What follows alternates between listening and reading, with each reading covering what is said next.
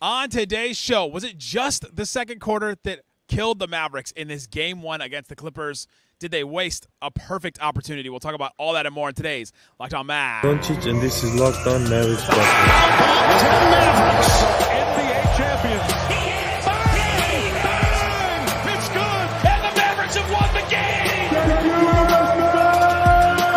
If you don't believe, you shouldn't be here. Loyalty never fades away.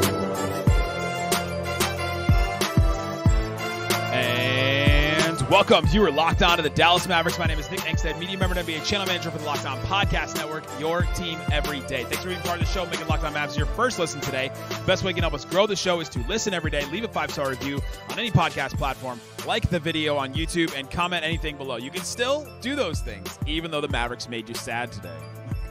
You can absolutely still do that. Today's episode they'll be commenting. Today's episode is brought to you by Game Time. Download the Game Time app, create an account, use the code LOCKEDONNBA for $20 off your first purchase to go to a Mavericks game when the Mavericks score more than 8 points in a quarter in the future, hopefully. Joining me, as always, from the great Slightly Biased YouTube channel, it's Slightly Biased. What you got for me? Just cleaned up all the throw up that I had all over my desk, so we're ready to go. From the second quarter from hell, the Mavericks drop a game against the Clippers that was right there for them when Kawhi Leonard, we learned right before the game that he was not going to play. We thought that he wasn't going to play. It seemed unlikely that he was going to play. So we'll break down all the reasons why the Mavericks lost this game and threw this game away. We'll talk about what we saw from Kyrie in the third quarter and how he kind of brought them back. We'll talk about Luka. We'll talk about Jason Kidd's rotations and who he's playing and who he's not playing and all that stuff. But we got to start here slightly. Mm-hmm. The Mavericks just came out, and honestly, I'm so furious at the way that they came out in this game. They made me look so stupid. Yeah. All week, and all of us look so stupid for believing, for hyping them up. I think that the Mavericks have gaslit everybody in the way that they came out, thinking that, well, this team is just locked in. This team is, they're not going to let anything get in their way. This team's going to come out, and they're not going to take for granted that Kawhi's not going to be in this game. They're going to come out and be the hunters. They're going to be the one to come out and be the more aggressive team, the more physical team. My keys to the game that I said yesterday on the preview was to be more physical early on and to show that you are the more physical team, to come out and set a tone early. And the Mavericks did the exact opposite of that and didn't look like a team that we saw at all, and didn't look like an NBA team for a whole quarter of this game, but didn't look like the team that we saw the last couple of months of the season at all. I know that there's statistics that you tweeted out that points to that being like one of the worst halves of basketball ever for the Mavericks. 64.4 offensive rating slightly. 64. I think all things considered, that's the worst half of basketball I've ever seen them play. Like, it's just game one with the other team missing their superstar best player on the road, perfect chance to go up 1-0 in the series and just really control things moving forward. And, I mean, that was really bad. Top to bottom, everybody, genuinely, every single person involved with it was just terrible. And I don't know how you can allow that to happen in the game one of the playoffs, man. I don't know if they thought, okay, well, no Kawhi. Well, the Clippers will probably just roll over for us or just be like, hey, guys, no Kawhi, so we're going to lose the game. So good luck, guys, the rest of the way. It's exactly what it felt like. It's exactly what it felt like. That was one thing. That probably should have been one of my keys, is that you can't just come out and assume that because Kawhi could be out or was going to be out that you've got this game and that you've got it. Because the way that this Mavericks team had been successful and winning is by defense first. And they put that defense first, and then their offense came out of it in fast break and all that. And we knew that all those opportunities, the fast break opportunities, the points in the paint opportunities, those were going to go those weren't going to become as easy as they were in the regular season. And those were going to be taken away at least a little bit because the team locks in. This Clippers team has known that they're going to play the Mavericks for, over a week or so. And Ty Lue and his crew just came out and looked more prepared. All week, we talked about how this Clippers team was the one with the drama, with the missing players, with the lack of continuity, at least in the last couple of weeks of the season. That this Clippers team was the one playing worse, and that the Mavericks were the one with all the momentum behind them. The Mavericks were favored going into this game, going into this series. The Mavericks were the favored team, and it came out the exact opposite. They just came out looking like, wow, the Clippers were like, we got something to prove.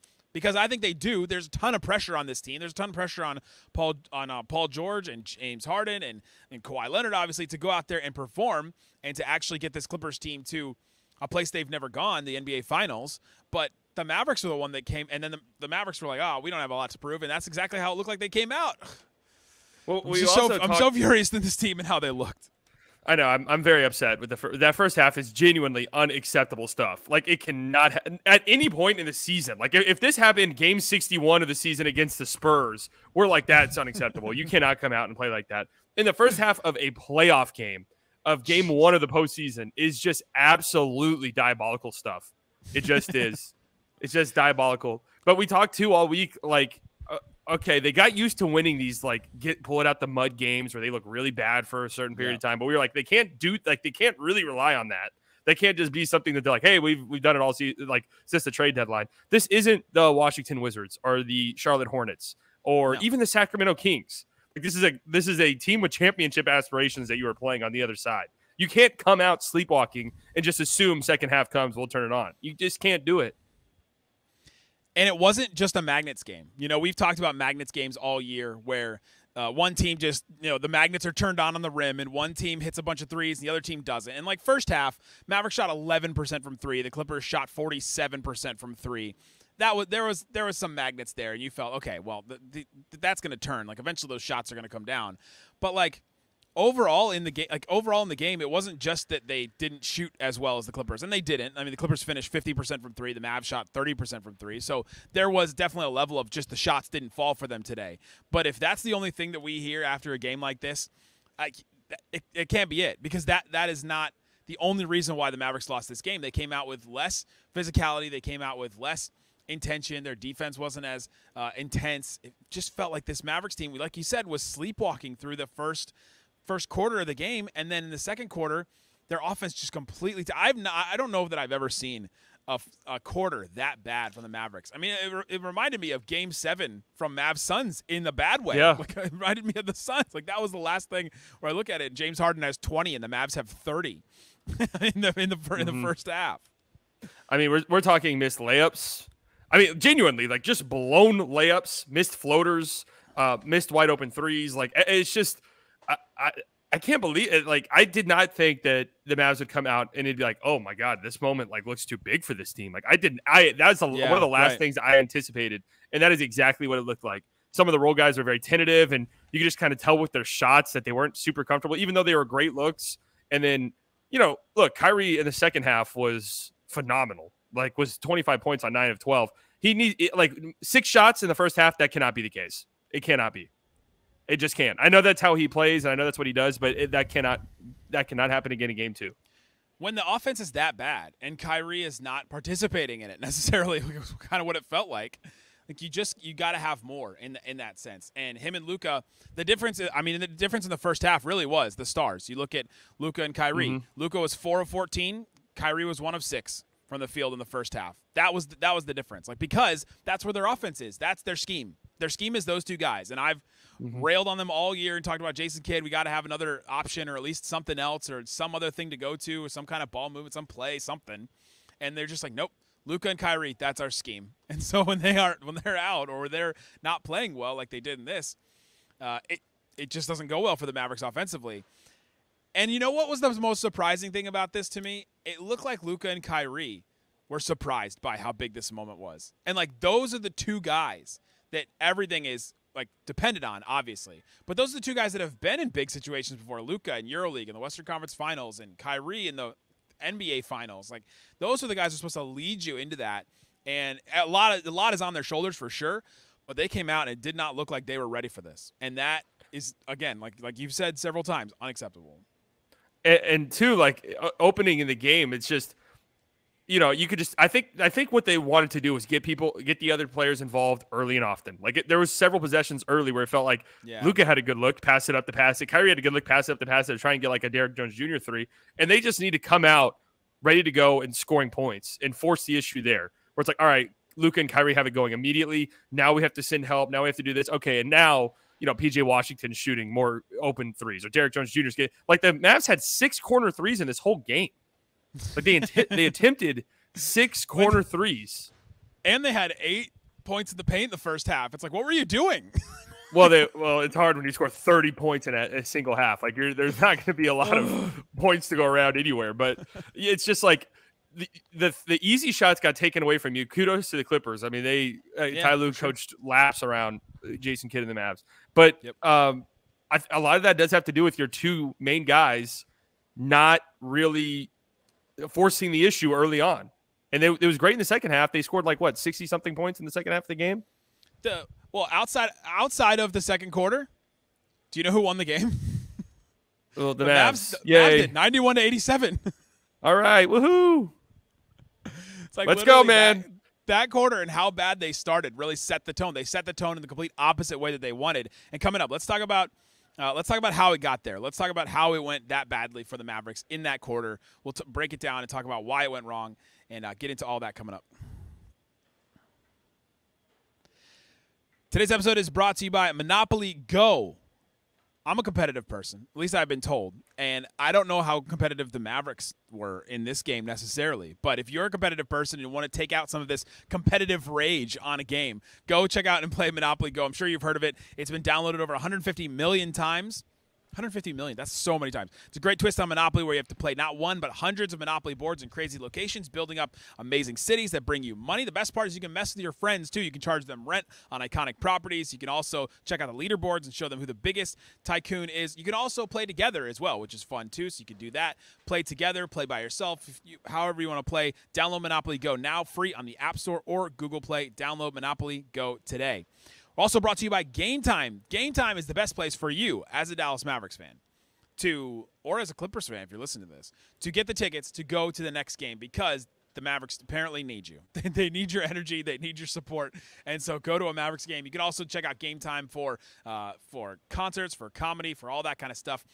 Check it out on the Game Time app. They have last-minute deals as well, so you can wait until the very last second, even like an hour into a game or something like that, and still get a ticket on there. Take the guesswork out of buying tickets with Game Time. Download the Game Time app. Create an account. Use that code LOCKEDONNBA for $20 off your first purchase. Again, LOCKEDONNBA. Terms apply. Create an account. Download the Game Time app today. Last-minute tickets. Lowest prices guaranteed.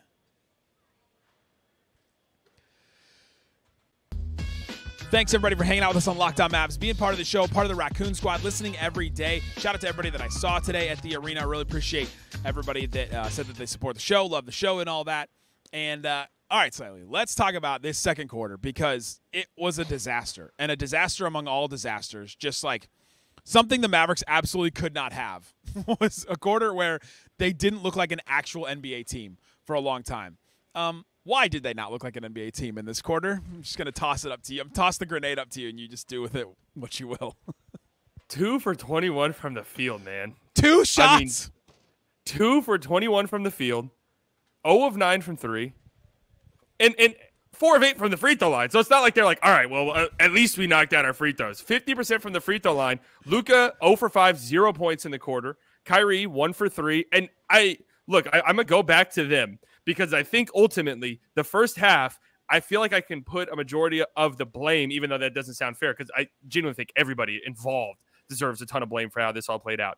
But you needed your stars to be better immediately, like you just did, because you got a vintage James Harden performance. He had 9 points in the second quarter, and how many points he had?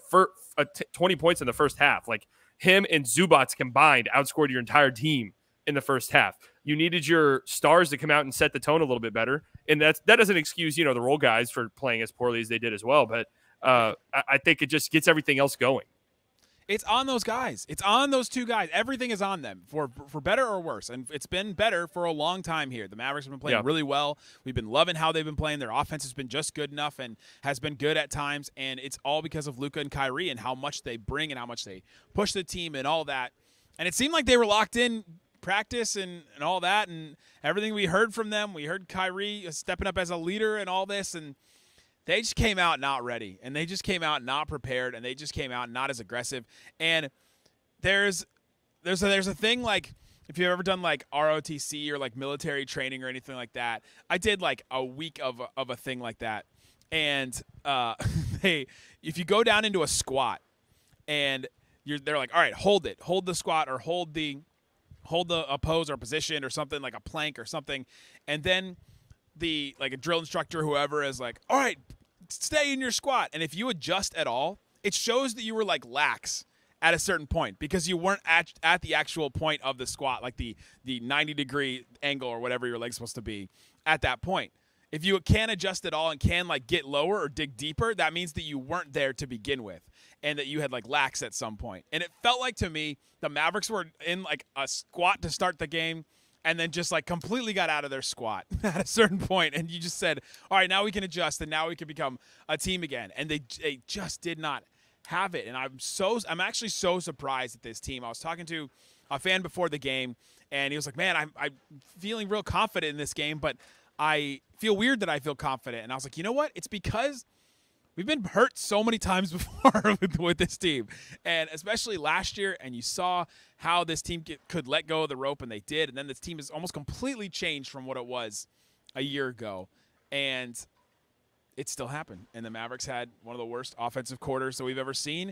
And it's game one. Series are long. Like, there's going to be adjustments and things like that. The Mavericks, like I said, outside of the second quarter, won all the other minutes. And so if they just didn't have the worst offensive quarter in Mavs history possibly, then maybe we're talking about a different thing. But the blame goes around.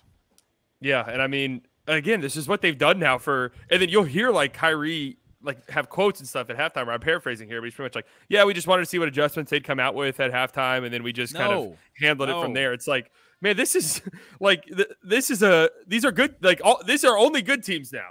You know, like there's no like, yeah, we feel like we're down 12. All right, we can easily make that up here in the third or fourth only quarter. Good teams now. Such a great point. I mean, such a great point. You can't come out the gates and just be like, yeah, we'll absorb some punches and then come back in the second half. Like you got to get ready to go immediately, and that has to be a point of emphasis. Every other game this series, every other game, because I highly doubt Kawhi plays game 2.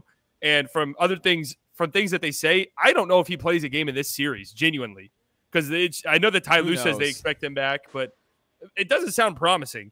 But either way, like. They just proved to you that, hey, they don't really need Kawhi. Like, they have Paul George and James Harden. They play hard, and they have a bunch of shot makers off the bench and stuff. And, you know, you didn't even like Norman Powell. I mean, Paul George really didn't even do much in this game until the fourth quarter when he got going a little bit. Norman Powell had – how many points did Norman Powell have? 5 points. Like, these are guys who can absolutely kind of take over games. You just have to be better. You have to be better. And the Mavs are winless in game ones under Jason Kidd. Winless. They're 1-4. Wow, that's true. That's true. Wow.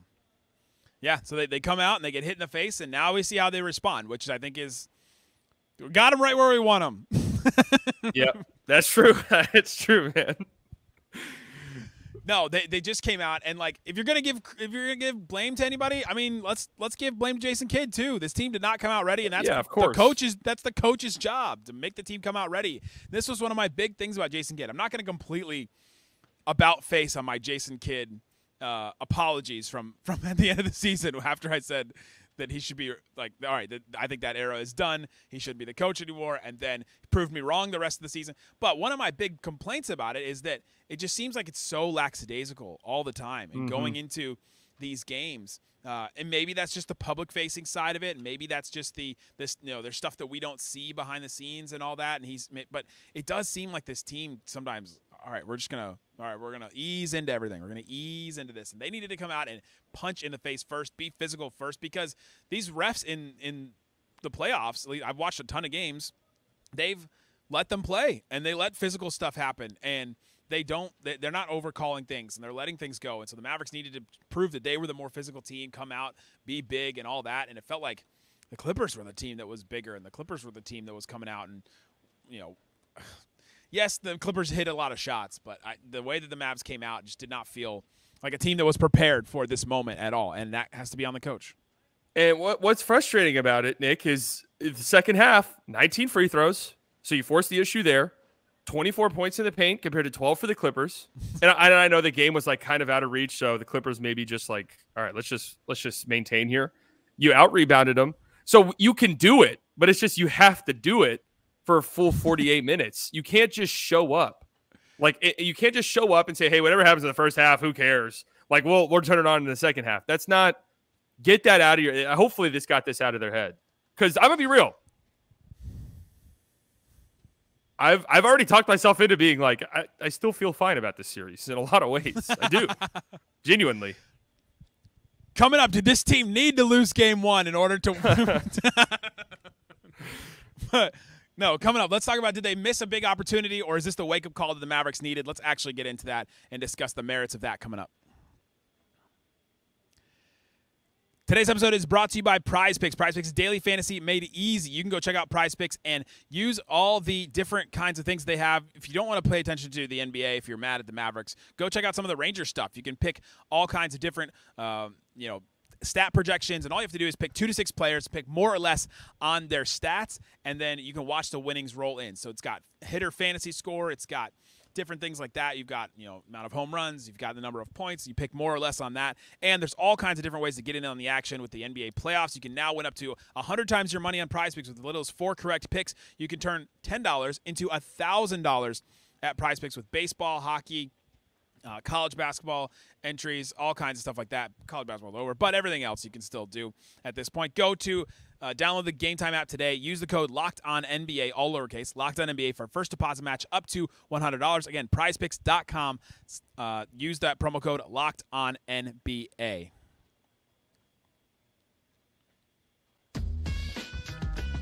All right, Slightly, we're talking about this Mavs team. They dropped game one. We talked about the blame. Luka and Kyrie, it's the leaders of the team. Luka, Kyrie, Kid, all get some portion of the blame pie here between the three of them. And the rest of the players are not blameless as well. But, Tim, my flight buddy, you turned the ball over in transition twice, missed a wide-open layup, and there's a moment, was it Paul George that got him backdoor? That was just like one of the worst defensive things I've ever seen in this game. Very rough. So there's definitely other blame to go around besides the top, but it starts at the top to me. And so we've talked about that. What do we think about this game one, though? Did the Mavericks miss a giant opportunity to win a game without Kawhi? Or is this the punch in the face that they kind of needed to wake up and realize, all right, we're in the playoffs now, like this is real? Well, I was hoping they didn't need a punch to the face, but they clearly must have needed one. So, this was, people were asking me, and I've thought, like, all right, if you're the road team in a best of 7, as long as you get out of game 2, splitting the series, you're in decent shape. So that means game 1 isn't necessarily a win or go home. Like, I would say more pressure's on the home team, but yeah. Without Kawhi, it absolutely changes everything. Like, it has to be a must-win. You have to take advantage of that immediately, because then all of a sudden you're up 1-0, and maybe the conversation for the Clippers is, okay, do we rush back Kawhi? And now Kawhi's playing Tuesday night at maybe 70% and compromised, and then who knows what happens there. Now they feel comfortable saying, hey, not only did we give ourselves some leeway winning this game, but we can win without Kawhi. So let's not rush him back, and hopefully game 3, which is 5 days away from now, he's 100% and ready to go. And now you have Kawhi returning up 2-0 potentially, or even if it's still 1-1, you feel fine with that. So, this was a huge missed opportunity. Just really bad. Just all the way around. That's an inexcusable first half of basketball. It just is. Full stop. Yeah.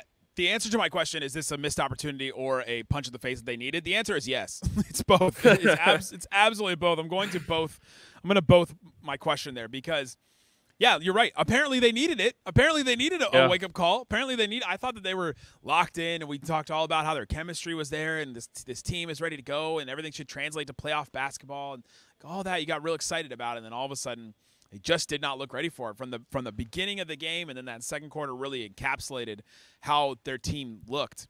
On the missed opportunity, it is one, because without Kawhi, it's just a worse team. It's just been the way that it's been all season for them. Obviously, he makes them a better team, makes them a better defensive team. And the fact that I was going through in the preview, trying to go through, all right, how is this Clippers team going to defend credibly without Kawhi? And, like, how are they going to – because the Mavericks will be able to hunt mismatches and things like that. And the Mavs didn't. The Mavs just didn't. The Clippers defense looked good against them.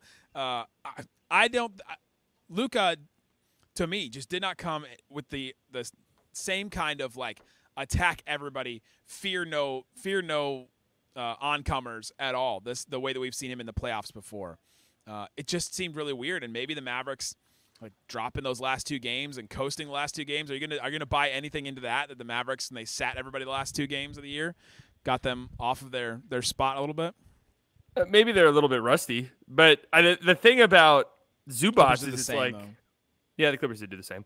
The thing with Zubats is, but also all week, these teams know what's going on in the national media. Literally, I don't know if I heard a national podcast or media member pick the Clippers. I don't know if I heard a single one. Yeah. Like so many people gassing up the Mavericks. So, the Clippers, you knew they were going to come out one. It's a postseason. You're supposed to come out ready to go. It's the playoffs, right? But also, two, a little chip on their shoulder. Nobody really believes in them. And without their best player, like they want to prove something. And the Mavericks just were not prepared for that. But the Zubats thing, if you go back and you watch, Luka forced Zubats out the series by hitting tough shots over him. So that's what like Luka's gonna have to do. Like he's gonna have to hit shots over him, because if he's not making the shots, then the Clippers are like, all right, we don't need to take him out. And my goodness, I like Zubats is bigger than Gafford, but I did not like Gafford got eviscerated. I mean, that was shocking. Like how. And it's so much so that I don't want to overreact to game one or anything, but I don't know what Gafford's minutes look like moving forward to this series. Like it was that bad. Lively has been the player that's better on those bigger post players, kind of all year. Gafford had been the better like offensive player and had added more to the team rebounding wise and all that. But yeah, there were several times in that even just in the first quarter, where 9 minutes 46 seconds Zubats post Gafford and scores. Then next possession. Zubats post Gafford scores again, and then Gafford's second foul against Zubats, and Lively had to sub in for him. It did not look like it was part of the Mavericks not being the more physical team and not being the bigger team. Zubats has gotten better, and he was able to take out, and the Mavs in the same way in the second half when they like tried to space the floor and they take Zubats out by like, all right, we're gonna space the floor and we've got Maxey to shoot. They don't have the same spacing on that unit that they had before. And so Zubats just wasn't played off the floor at all. He was actually really effective in this game. Well, I want to say something real quick about Maxey is like, because I don't know, for my eye test, and Maxey, did he even score a point? Okay, 3 points. But for my eye test, I don't think it's a coincidence Maxey has the best plus minus on the team. I'm not saying he played well. Either. I'm not saying he played well, but I think just his spacing. And there is still spacing that happens with him. Like the defenses are a little like they're not like completely leaving him alone. And I think that spacing opened up things for Luka and Kyrie Irving to have much better second halves in this game. So would it surprise you if Quiiiz starts game 2? If they abandon, because that was I'm sorry, that was surprising. I love what Daniel Gafford has done for this team, but that was concerning. It was, because like no rebounds in 14 minutes from your starting center. Oof. That's not a stat. Whose strength is rebounding? Yeah, that's not really a stat that you ought to see. 3 points, 1 of 4. Like this is a guy who never misses, and man, he just looked outclassed by Zubats. Maybe it's just a weird one-game fluky thing. I don't know, but I thought Lively looked pretty good. Lively did, and Lively has been the guy that's been just a little better on some of those. But that was concerning. What did you think about the rotation? So let's get into the rotation a little bit. What we saw: Luka 42 minutes, Kyrie 39 minutes. Not surprised by that at all. PJ playing this third amount of minutes. That's not surprising at all. Everybody else besides Maxey, who played 26, everybody else played under 20 minutes. And like Derrick Jones Jr. only played 17 in that game. Dante Exum only played 15. I was kind of surprised by that too. What did you think about the decision Jason Kidd made? And then he didn't play Josh Green until like the second half, and then he became player that gave him a little bit of a spark, and so they stuck with him. What did you think about the rotation? Well, the Derrick Jones Jr. thing is what we've been talking about now for quite some time, where it's like, who's the guy that like we need to be good in the playoffs? And it's Derrick Jones Jr. was the answer. Like if we had to pick one between Derrick Jones Jr. and Josh Green, we picked Derrick Jones Jr. And offensively, the Clippers did not pay attention to him at all. The Clippers did not care when he was on the court. And, he went 0 for 4 and didn't make them pay at all. So he's like, if he's going to be out there, it's going to have to be better than that offensively. And I think him not playing a lot of minutes was probably the right choice because he was not good today. Which is why I was surprised that Exum didn't really play that much either. I thought that he would be, especially when they didn't have any offense going. The offense with Luka, Kyrie, and Exum on the court has been like 136 offensive rating throughout the season. Now, they didn't play it a ton, but I thought that would be the jolt that they were trying to give it, and they didn't really even look to that often. Yeah, I mean, I don't think Exum was that great either, really. He went with Josh Green played really good, so he deserved those minutes, I think, towards the end of the game. That spark, getting out in transition and running, the energy and stuff like that. I mean, he didn't attempt a shot technically, but he drew some fouls and stuff by playing aggressively and attacking the rim. And so him playing more, obviously Luka and Kyrie are going to get 40 minutes or around there. And I knew Maxey was going to get a lot of minutes. Like, you knew that was going to happen. Yep. Yeah, I did too. And he only played 26, which it was not like he played the whole game. Yeah, that's true. I mean, Maxey is getting destroyed on Twitter right now. It's all I see. I didn't think they're not watching both sides of the ball, especially compared to how every other role player played. It's not like Daniel Gafford was lighting the world on fire and then they took him out for Maxey and then everything went to hell. Like, that's not. No one was playing good. No, and you put Maxey in for defense, which I thought that his defense was fine. They put him on Harden for a little while in the second quarter. Mm-hmm. Like, he was the primary Harden defender at a certain point. And you put him in there for that, and then you're like, all right, now we just need Luka and Kyrie to do enough on offense. And they just didn't. And that goes back to where our blame comes from, is all that. And so, yeah, there's so much more we're going to break down. Reggie and I will do an episode where we'll break down this game, things to change, things that went wrong, and all that kind of stuff later. We'll have all kinds of stuff this week. Go check out Slightly Biased YouTube channel as well. I'm sure he'll have a ton of stuff covering this game on it. And then I'll be here for game 2 as well. Still here in LA. Guys, thanks for listening to Locked on Mavs. Peace out. Boom. Mavs in 5, baby. Still? Yep.